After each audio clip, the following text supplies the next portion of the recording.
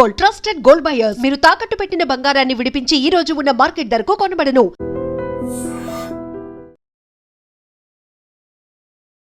Hi viewers, welcome to iDream. నేను మీ host Aparna. ఈరోజు మనం 49కి వచ్చేసాము. ఇక్కడ మనతో పాటు Sashipriya gynaecologist and also fertility expert ఉన్నారు.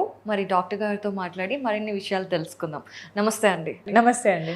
డాక్టర్ గారు, స్టిల్ ఫర్టిలిటీ సెంటర్కి రావాలి అంటే చాలామంది లాస్ట్ మూమెంట్ వరకు వెయిట్ చేస్తూ ఉంటారు. మీరు కూడా చూసే ఉంటారు కదా. మీ దగ్గరికి వచ్చే పేషెంట్స్లో కూడా చాలామంది సరే ఇంకిదే లాస్ట్ ఆప్షను, ట్రై చేద్దాం, అయితేంది లేదంటే లేదు అన్న డిసప్పాయింట్మెంట్లోనే వస్తారు.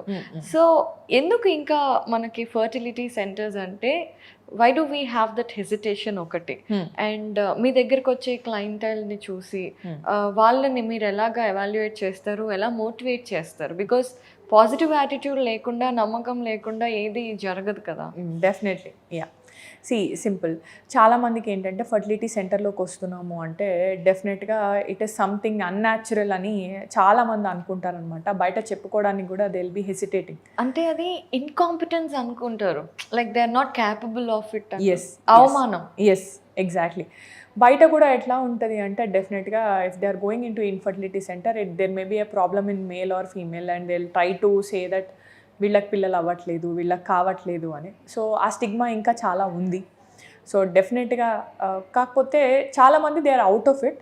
సో వర్కింగ్ ఉమెన్ కానివ్వండి, వర్కింగ్ కపుల్ కానివ్వండి, ఎడ్యుకేటెడ్ కపుల్ అయితే జనరల్గా ఈ మధ్య కాలంలో చూస్తున్నాము. సో వీళ్ళకి అవగాహన ఉంది కాబట్టి so they are okay with it. But when we are seeing people little bit, మనం ఏంటంటే rural side of the country నుంచి మన పేషెంట్స్ని చూసినప్పుడు వాళ్ళు ఇంట్లో ఉన్న వేరే వాళ్ళకు కూడా చాలా మందికి చెప్పరు. ఇంట్లో మదర్కి, ఫాదర్కి కూడా మేము ఒక ఇన్ఫర్టిలిటీ సెంటర్కి వెళ్తున్నాము, మేము హాస్పిటల్కి ఇన్ఫర్టిలిటీ సెంటర్ వదిలేసేయండి, అట్లీస్ట్ మేము హాస్పిటల్కి వెళ్తున్నాము, పిల్లలు కలగట్లేదు కాబట్టి అని చెప్పుకోవడానికి కూడా స్టిల్ దే ఆర్ థింకింగ్ అనమాట.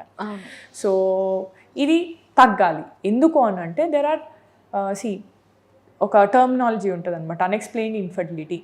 అంటే ఏంటంటే మేల్ పార్ట్నర్లో ప్రాబ్లం ఉండదు, ఫీమేల్ పార్ట్నర్లో ప్రాబ్లం ఉండదు, సో అయినా వీళ్ళకి పిల్లలు కలగరు. సో దీన్ని అన్ఎక్స్ప్లెయిన్ ఇన్ఫర్టిలిటీ అంటారు. సో ఇట్లాంటి రీజన్స్ చాలా ఉంటాయి అన్నమాట.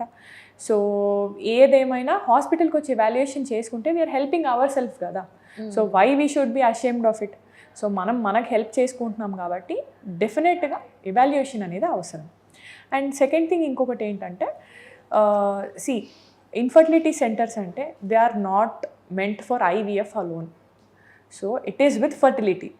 So a couple coming into an infertility center అంటే ఏంటంటే we are trying them to have their genetic child or children.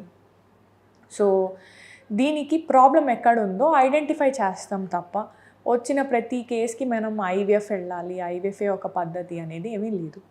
So there are many people మనం ట్యాబ్లెట్స్ ఏమీ ఇవ్వకుండా కూడా అసలు మనం న్యాచురల్గా ఈ టైం నుంచి ఈ టైం వరకు కలిస్తే ప్రెగ్నెన్సీ వస్తుంది అని కౌన్సిలింగ్ ఇచ్చి కూడా చాలామందికి ప్రెగ్నెన్సీస్ వచ్చినవి ఉన్నాయన్నమాట మన దగ్గర. సో ఇలా కాకుండా ఇప్పుడు కొత్తగా ఏంటంటే there is something called as pre conceptional counselling also. So దీంట్లో ఏంటి అంటే సో ప్రెగ్నెన్సీ ప్లాన్ చేసుకునే ముందు మన హెల్త్ కండిషన్ ఎట్లా ఉంది చెకప్ చేసుకోవడము, ప్లస్ ఏ టైంలో మనకు కలిస్తే న్యాచురల్గా ప్రెగ్నెన్సీ అవ్వచ్చు, అండ్ మన హెల్త్ కండిషన్స్ ఇంకేమేమి ఉన్నాయి, and which will be a better option. So ఇవన్నీ కూడా మనకి ఎవాల్యుయేషన్ అవుతుంది అనమాట. సో దీంట్లో మనం అసలు ఫర్టిలిటీ ట్రీట్మెంటే ఇవ్వం కదా. సో దట్ ఈస్ వై మనకి మీరు హాస్పిటల్కి వచ్చినప్పుడు అసలు ప్రాబ్లం ఉందా లేదా అని కూడా అది ఎవాల్యుయేషన్ కిందనే వస్తుంది. So everybody will think that I have some problem, that is the reason why I need to go to the hospital. No, whether you have a problem or not is told by the doctor. Correct, yeah. So మనం ఏదైనా evaluation చేసుకుంటేనే అర్థమవుద్ది. So జనరల్గా fertility సెంటర్కి వస్తే జనరల్గా ఏం చేస్తాం? So ఒక కపుల్ వచ్చారు మన దగ్గరికి, సో ప్రెగ్నెన్సీ ప్లానింగ్ అని చెప్పారు. So what are the things we will do? So egg sperm అనేది కలిస్తే మనకి ఒక చిన్న బేబీ తయారవుద్ది. So that is what is the pregnancy. So మనకి ఫీమేల్ పార్ట్నర్ నుంచి ఎగ్ వస్తుంది, మేల్ పార్ట్నర్ నుంచి స్పర్మ్ వస్తుంది. So what we will do here? Semen analysis చేస్తాం. సో స్పర్మ్లో డిస్టర్బెన్సెస్ ఏమన్నా ఉందా, స్పర్మ్ క్వాలిటీ ఎట్లా ఉంది, క్వాంటిటీ ఎట్లా ఉంది, మొటిలిటీ ఉందా లేదా టెస్టింగ్ చేస్తాం. ప్లస్ హార్మోన్ అనాలిసిస్ చూస్తాం.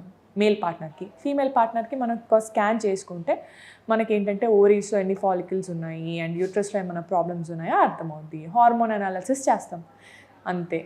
సో దీనికి హాస్పిటల్కి వస్తే నాకేమో చేసేస్తారు అని చెప్పి భయపడని అవసరం లేదు. సో ఒకసారి ఎవాల్యుయేషన్ చేసుకుంటే వీ విల్ అండర్స్టాండ్ మనకు టైం ఎంత ఉంది, మనం ఈ టైంలో ప్లానింగ్ చేసుకుంటే, మనం ఈ నెక్స్ట్ 6 months ప్లానింగ్ చేసుకున్నాం అనుకోండి, ఒక 2-3 months మనం యాంటీ ఆక్సిడెంట్స్ వాడాము, మల్టీవైటమిన్ తీసుకున్నాము, లేకపోతే సపోజ్ జనరల్గా బ్లడ్ ఎవాల్యుయేషన్ చేసుకున్నాము, అనీమియా ఉంది, ప్రెగ్నెన్సీ ప్లాన్ చేసుకునే ముందు అనీమియా కరెక్షన్ చేసుకోవచ్చు, వైటమిన్ డెఫిషియన్సీస్ ఏమన్నా ఉంటే కరెక్షన్ చేసుకోవచ్చు. సో ఫోలిక్ యాసిడ్ ఒక 3 months ముందు వాడామనుకోండి, రేపు పొద్దున బేబీ ప్లాన్ చేసుకున్నప్పుడు మనకి న్యూరల్ ట్యూబ్ డిఫెక్ట్స్ అనేటివి ఉండవు. సో ప్రివెన్షన్ అవుతుంది అనమాట. సో ఇట్లాంటివి ఏమన్నా ఉంటే థైరాయిడ్ సపోజ్ అబ్నార్మాలిటీస్ ఉన్నాయనుకోండి, థైరాయిడ్ కరెక్షన్ చేసుకోవచ్చు ప్రెగ్నెన్సీ ప్లాన్ చేసుకునే ముంగట. సో ఇవన్నీ మనకి ఎవాల్యుయేషన్ చేసుకుంటే వీళ్ళు అండర్స్టాండ్. అయితే కొన్ని మిత్స్ ఉన్నాయి, అంటే వినటానికి ఫన్నీగా ఉండొచ్చు కానీ ఇప్పటికి కూడా కొంతమంది అనుకుంటూ ఉంటారు ఇలా ఐవీఎఫ్ లాంటి పద్ధతుల ద్వారా కనే పిల్లలు చాలా షార్ప్గా ఉంటారు, దే ఆర్ మోర్ ఇంటెలిజెంట్ అని. యా లేదండి, అట్లాంటి కాన్సెప్ట్స్ ఏం లేవు. సో సింపుల్, మనకు ఐవీఎఫ్ అంటే ఏంటి? In vitro fertilisation. So in vivo fertilisation అంటే ఏంటి? వివో అంటే మన బాడీలో అయ్యేది ఏమైనా కానీ ఇన్ వివో అని అంటారనమాట. సో బాడీలో ఎగ్ స్పర్మ్ కలిసి ఒక బేబీ తయారు కావట్లేదంటే మనం ల్యాబ్లో కలిసి ఫర్టిలైజ్ చేస్తున్నాము. తయారైన బేబీని 3rd day బేబీ, లిటరలీ ఒక 3rd day బేబీ డెవలప్మెంట్ అనేది ఎలా ఉంటుంది? Day 0 నుంచి 9 months వరకు బాడీలో పెరగాలి. సో ల్యాబ్లో ఒక 3 days పెడుతున్నాం మనము, are 5th day maximum. So ఆ డేలోనే గ్రోత్ అనేది ఆపేస్తాం ఇఫ్ మనం ఎంబ్రియో ఫ్రీజింగ్ చేసామనుకోండి.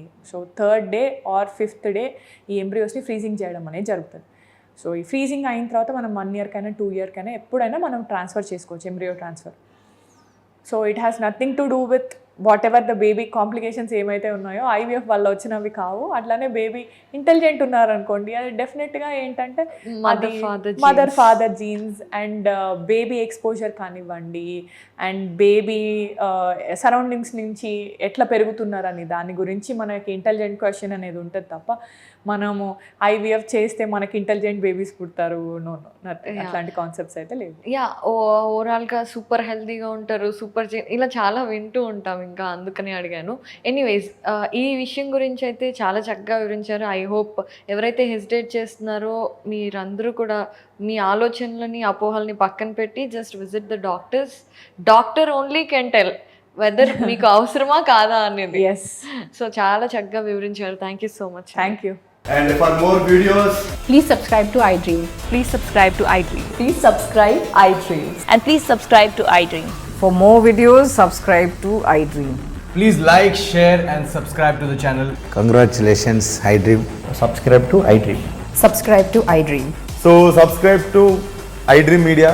iDream ki iDream team అందరికి huge congratulations. Please subscribe iDream Media. Please subscribe to iDream. Subscribe iDream. Please subscribe to iDream. iDream అంటే నా కళల ఛానల్ సబ్స్క్రైబ్ చేసుకున్న నోరు తిరుగుతలేదు, మీరైతే గంట గుర్తు కొట్టండి. For more such videos, please subscribe to iDream. Subscribe to iDream. Please subscribe to iDream. Please subscribe iDream Media. Please do subscribe to iDream. Please subscribe to iDream Media. For best entertainment and information, please subscribe iDream. And don't forget to subscribe to iDream.